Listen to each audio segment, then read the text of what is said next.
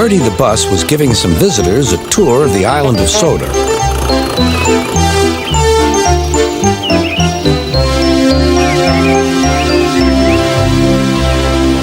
It was their last afternoon, and Edward was preparing to take them to meet Bill and Ben. He found it hard to start the heavy train. "Did you see him straining?" asked Henry. "Positively painful," remarked James. "Just pathetic," grunted Gordon. "He should give up and be preserved before it's too late." "Shut up," burst out Duck. "You're all jealous. Edward's better than any of you." "You're right, Duck," said Boko. "Edward's old, but he'll surprise us all." "I've done it. We're off." "I've done it. We're off," said Edward as he finally puffed out of the station.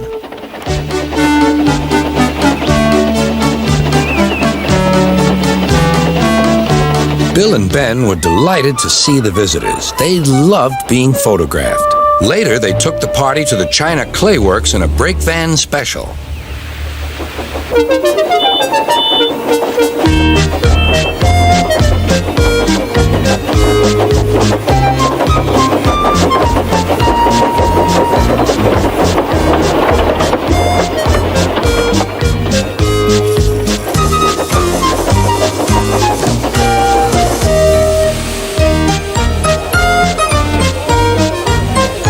Everyone had a splendid time, and the visitors were most impressed.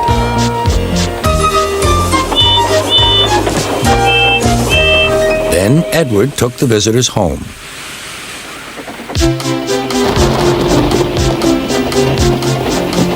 On the way, the weather changed. Wind and rain buffeted Edward. His sanding gear failed, and his fireman rode in front, dropping sand on the rails by hand. Suddenly, Edward's wheels slipped fiercely, and with a shrieking crack, something broke. The crew inspected the damage. Repairs took some time. "One of your crank pins broke, Edward," said his driver. "We've taken your side rods off. Now you're like an old-fashioned engine."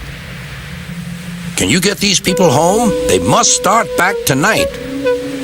"I'll try, sir," promised Edward. Edward puffed and pulled his hardest, but his wheels kept slipping and he could not start the heavy train. The passengers were anxious. The driver, fireman, and conductor went along the train, making adjustments between the coaches. "We've loosened the couplings, Edward. Now you can pick up your coaches one by one, just as you do with freight cars." "That'll be much easier," said Edward. "Come on," he puffed and moved cautiously forward. The first coach moving helped to start the second, and the second helped the third.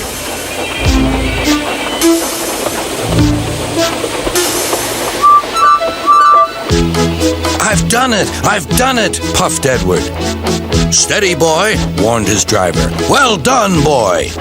You've got them! You've got them!" And he listened happily to Edward's steady beat as he forged slowly but surely ahead. At last, battered, weary, but unbeaten, Edward steamed in. Henry was waiting for the visitors with the special train. Beep, beep! Sir Topham Hatt angrily pointed to the clock, but excited passengers cheered and thanked Edward, his driver, and fireman.